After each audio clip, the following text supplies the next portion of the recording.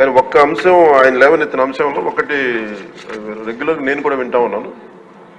ఎవరైనా సరే ఇక్కడ కాలుష్యం ఉంది అని చెప్పి పొల్యూషన్ కంట్రోల్ బోర్డు స్థానిక ఆఫీసులకు వెళ్ళడానికి అంత ఈజీగా లేదు, అంత ఇబ్బందిగా ఉందన్నారు. ఖచ్చితంగా అది మా దృష్టిలో ఉంది అధ్యక్ష.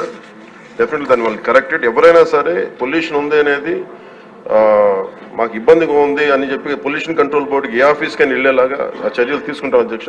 ఇది ఆల్రెడీ ఇనిషియేట్ చేసాం, ఇది కొంత ఇనిషియేషన్ కూడా జరిగింది అధ్యక్ష. అలాగే జల కాలుష్యం, వాయు కాలుష్యంతో పాటు జల కాలుష్యం, భూ కాలుష్యం ఇవన్నీ కూడా పరిగణలోకి తీసుకుని పనిచేస్తున్నాం అధ్యక్ష. ఈరోజు క్వశ్చన్ అవర్ కాబట్టి అన్ని అంశాలకి నేను సమాధానం కొంచెం క్షుణ్ణంగా మేము ఒక అవగాహన చేసుకొని ఇంకొంచెం దీని మీద ఒక కార్యాచరణ రూపొందించి సదరు గౌరవ సభ్యులకి మీ దృష్టిలో పెడతానండి.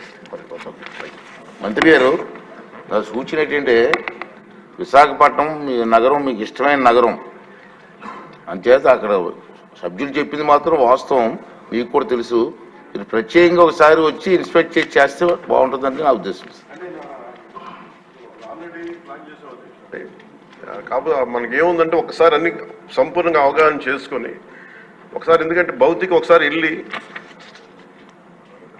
ఇవన్నీ అనుబంధంలో ఉన్న డీటెయిల్గా ఉన్నాయి సార్, ఎనెక్చర్లో డీటెయిల్గా ఉన్నాయి, ఒకసారి చూడండి. అలా కాకుండా నేను సభాముఖంగా ఈరోజు మాటిస్తున్నాను అధ్యక్ష, నేను ప్రత్యేకించి దీని భౌతిక పర్యవేక్షణతో పాటు అన్ని చేస్తాను ఖచ్చితంగా. ఎందుకంటే మన తీర ప్రాంతాలని, ముఖ్యంగా మన విశాఖ నగరాన్ని కాలుష్యం నుంచి కాపాడాలని నిరంతరం తపన పడే వ్యక్తులు నేను ఒకరిని. ఇది ఖచ్చితంగా ముందుకు తీసుకెళ్తాను అధ్యక్ష. ప్రజలకు క్షేమకరంగా ఉండేలాగా ఇది వాయు కాలుష్యం నుంచి, జల కాలుష్యం నుంచి ప్రజలు రక్షించేలాగా చర్యలు తీసుకుంటాం అధ్యక్ష.